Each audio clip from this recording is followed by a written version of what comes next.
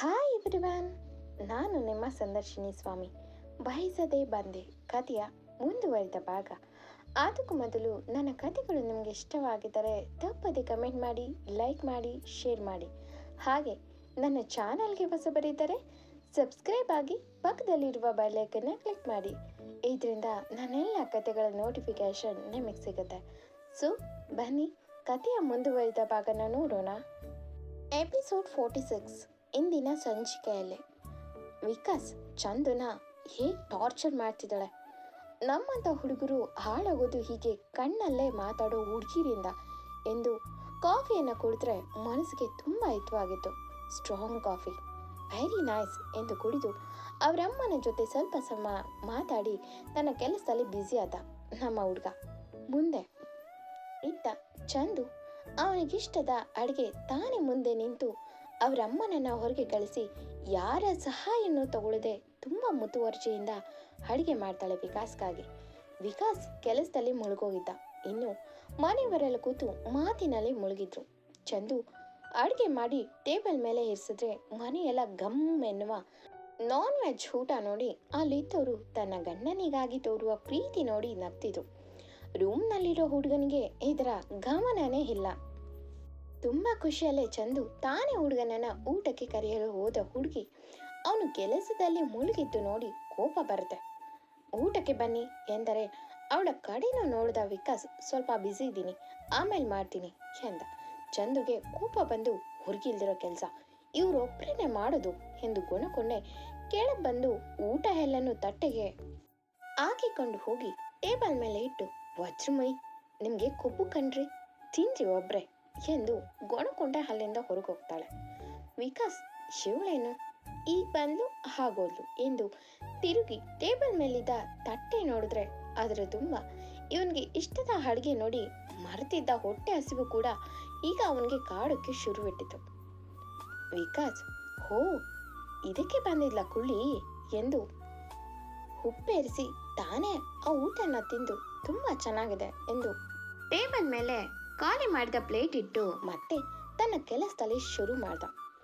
ಮೇಲಿಂದ ಮುಖ ಊದಿಸ್ಕೊಂಡೇ ಬಂದ ಹುಡುಗಿ ನೋಡಿ ದೇವಕಿಯವರಿಗೆ ಅರ್ಥ ಆಗಿತ್ತು. ಚಂದು, ಬನ್ನಿ ಕೆಲ ಊಟ ಮಾಡಿ ಎಂದು ತಾನು ಬಡಿಸಲು ಮುಂದಾದಳು.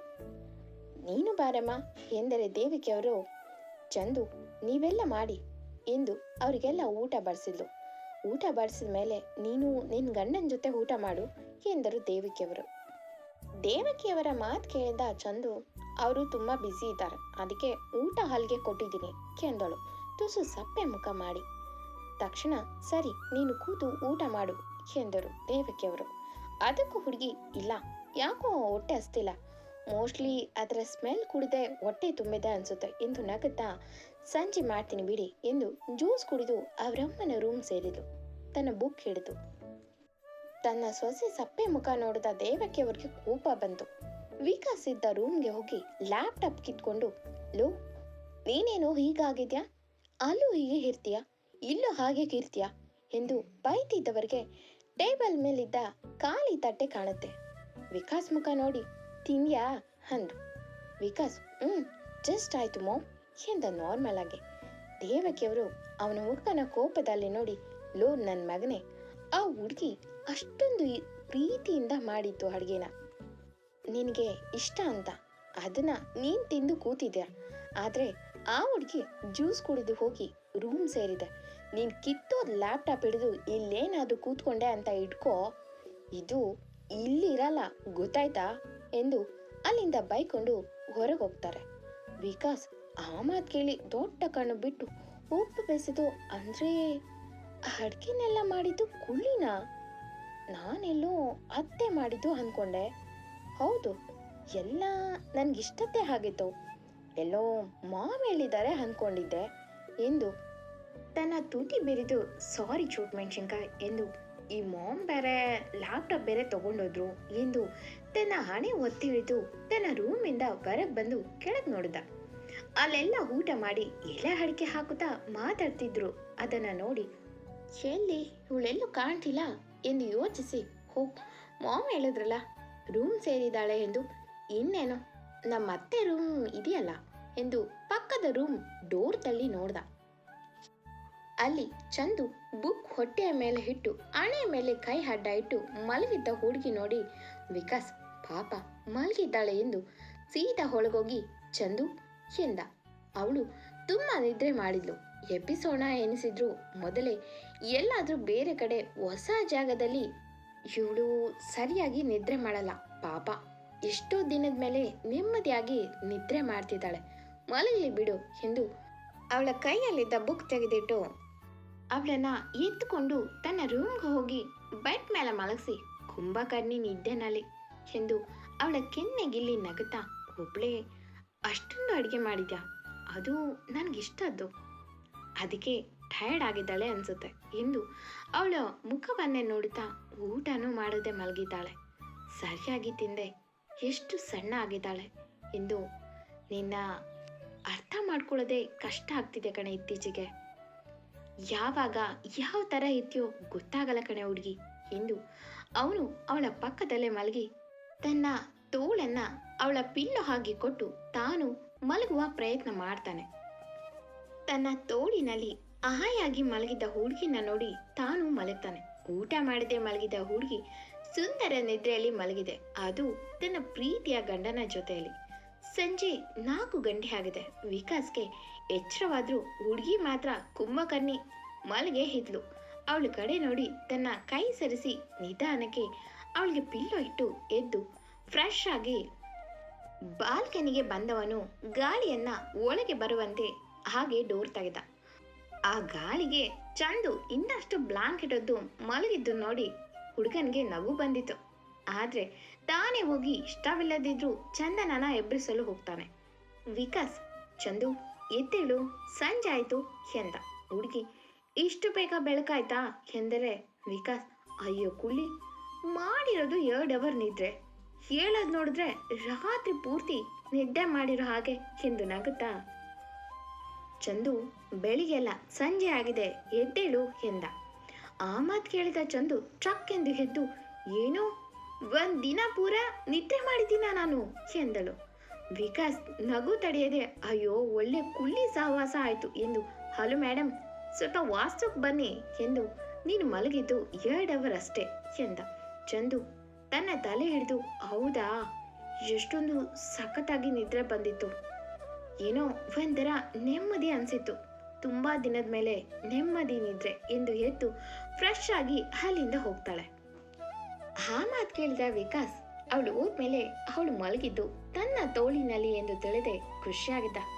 ಎಸ್, ಶೂ ರೈಟ್, ತಮ್ಮವರ ಜೊತೆ ಇದ್ದಾಗ ತುಂಬ ನೆಮ್ಮದಿ ಅನಿಸುತ್ತೆ, ನನಗೂ ಕೂಡ ಹಾಗೆ ತುಂಬ ದಿನದ ಮೇಲೆ ನೆಮ್ಮದಿಯಾಗಿ ಮಲಗಿದ್ದೆ ಕಣೆ ಕುಳಿ ಎಂದು ಮನದಲ್ಲೇ ಮುಗುಳ್ನಕ್ಕ. ಹೀಗೆ ದಿನೇ ದಿನೇ ಚಂದು ವಿಕಾಸ್ಗೆ ಹತ್ತಿರವಾಗುತ್ತಿದ್ರೆ ವಿಕಾಸ್ ಮಾತ್ರ ತಟಸ್ಥವಾಗಿದ್ದ. ಆದ್ರೆ ಅವಳಿಗೆ ಗೊತ್ತಿಲ್ಲದೆ ಅವಳನ್ನ ಕಾಳಜಿ ಮಾಡೋದು ಮಾತ್ರ ಬಿಡಲಿಲ್ಲ. ಚಂದು ಎಕ್ಸಾಮ್ಗೆ ತುಂಬ ಇಂಟ್ರೆಸ್ಟಿಂದ ಓದಲು ಶುರು ಮಾಡ್ತಾಳೆ. ಆದರೆ ವಿಕಾಸ್ ಕಾಲ್ ಮಾಡಿದೆ ಎಂದು ತಾನು ಮಾತ್ರ ಕಾಲ್ ಮಾಡಲು ಹೋಗಲ್ಲ. ನಮ್ಮ ಹಠಮಾರಿ ಹುಡುಗಿ ಕೂಡ. ಹೀಗೆ ದಿನಗಳು ಹುರುಳಿ ಎಕ್ಸಾಮ್ ದಿನಗಳು ಬಂದವು. ಚಂದು ಅಂತೂ ಮನೆಯಲ್ಲೇ ಕೂತು ತುಂಬ ಚೆನ್ನಾಗಿ ಓದಿದ್ರಿಂದ ಚೆನ್ನಾಗೇ ಎಕ್ಸಾಮ್ ಮುಗಿಸ್ತಾಳೆ.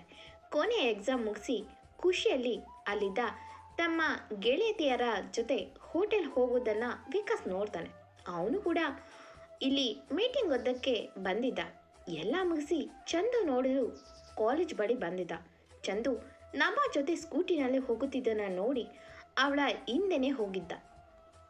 ಅಲ್ಲಿ ಹುಡುಗಿಯರ ಗುಂಪಲ್ಲಿ ಮುದ್ದಾಗಿ ನಗುತ್ತಿದ್ದ ಹುಡುಗಿ ನೋಡಿ ಶಿಲ್ಗೆ ಇವಳ ಎಕ್ಸಾಮ್ ಮುಗೀತು, ಸೊ ಈ ನಗು ಇನ್ನು ಮುಂದೆ ನನ್ನ ಮನೆಯಲ್ಲಿ ಕಾಣಬೇಕು, ಬೇಗ ಮೈಸೂರಿಗೆ ಕರ್ಕೊಂಡು ಹೋಗ್ಬೇಕು ಎನ್ನುತ್ತಾ ಕಾಲ್ ಮಾಡ್ದ. ಅಲ್ಲೇ ಹತ್ತಿರದಲ್ಲೇ ಮರೆಯಲ್ಲಿ ನಿಂತು ವಿಕಾಸ್. ಚಂದು ಅಷ್ಟೇ ಖುಷಿಯಿಂದಲೇ ಕಾಲ್ ರಿಸೀವ್ ಮಾಡಿ ಹಲೋ ಹಲೋ ವಿಕಾಸ್, ಹೇಗಿತ್ತು ಎಕ್ಸಾಮ್ ಎಂದ. ಇವಳ ಮುಖದಲ್ಲಿ ಇದ್ದ ನಗುವ ನೋಡೇ ತಿಳಿದಿತ್ತು ಹುಡುಗನಿಗೆ ತುಂಬ ಚೆನ್ನಾಗಿ ಎಕ್ಸಾಮ್ ಮಾಡಿದಾಳೆ ಎಂದು. ಗೊತ್ತಿದ್ರಿಂದ ಸುಮ್ಮನೆ ಕೇಳಿದ್ದ. ಚಂದು ದೂರ ಬಂದು ಮಾತಾಡೋದನ್ನು ನೋಡಿದ ಹುಡುಗಿರು, ಚಂದು ಯಾರೇ ಎಂದು ಅವಳ ಹಿಂದೆ ಬಂದರು. ಚಂದು ತುಸು ನಾಚಿಕೆಯಲ್ಲೇ ಸಣ್ಣ ನಗು ಬೀರಿ, ನಮ್ಮ ಹಸ್ಬೆಂಡ್ ಎಂದಳು. ಎಲ್ಲರೂ ಓಹೋ ನಡಿಲಿ ನಡಿಲಿ ಎಂದು ನಗುತ್ತಿದ್ದ ಹುಡುಗಿರು ನೋಡಿ ಚಂದು ಕೋಪದಲ್ಲಿ, ಹೇ ಏನು, ನಾನು ನನ್ನ ಗಂಡನ ಜೊತೆ ಮಾತಾಡಿದ್ರೆ ತಪ್ಪೇನು ಎಂದಳು ಹುಸಿ ಕೋಪದಲ್ಲೇ. ಆ ಮಾತು ಕೇಳಿ ಮರೆಯಲ್ಲಿ ನಿಂತಿದ್ದ ವಿಕಾಸ್ ತುಂಬ ಮನದಿಂದ ನಗ್ತಿದ್ದ. ಅಷ್ಟೊತ್ತಿಗೆ ವಿಕಾಸ್ ಲೈನ್ನಲ್ಲಿ ಇದ್ದಾನೆ ಎಂದು ತಿಳಿದು, ಅದು ನಾನು ಹೊರಗಿದ್ದೀನಿ, ಮನೆಗೆ ಹೋದಾಗ ಕಾಲ್ ಮಾಡ್ತೀನಿ ಎಂದು ಕಾಲ್ ಕಟ್ ಮಾಡಲು. ಚಂದು ಒಮ್ಮೆ ತನ್ನ ಫ್ರೆಂಡ್ಸ್ಗಳ ಕಡೆ ನೋಡಿ, ಅದೇನು ಬೇಕು ಆರ್ಡರ್ ಮಾಡಿ ತಿನ್ನಿ, ಬಟ್ ಈಗ ನನ್ನ ತಲೆ ತಿನ್ಬೇಡಿ ಎಂದು ಅಲ್ಲಿಂದ ಹೋಟೆಲ್ ಒಳಗೆ ಹೋಗ್ತಾಳೆ. ಚಂದು ಹೋಟೆಲ್ ಒಳಗೆ ಹೋಗಿದ್ದು ನೋಡಿದ ವಿಕಾಸ್ ಕೂಡ ಅದೇ ಹೋಟೆಲ್ ಒಳಗೆ ಬರಲು ತನ್ನ ಕೋಟ್ ತೆಗೆದು ಸಿಂಪಲ್ ಆಗಿ ಒಳಗೆ ಬಂದು ಅವಳಿಂದ 2 ಟೇಬಲ್ ದೂರ ಅಷ್ಟೇ ಅವಳಿಗೆ ಗೊತ್ತಿಲ್ಲದೆ ಕೂತಿದ್ದ. ಈ ಹುಡುಗಿರೋ ವಿಕಾಸ್ ಬಗ್ಗೆ ವಿಚಾರಿಸ್ತಿದ್ರು. ಚಂದು ವಿಕಾಸ್ ಬಗ್ಗೆ ಹೇಳೋಕೆ ಕಷ್ಟಪಡ್ತಿದ್ದ ಹುಡುಗಿ ನೋಡಿ ವಿಕಾಸ್ ಕೂಡ ಒಳಗೊಳಗೆ ಮಗಳು ನಗುತ್ತಿದ್ದ.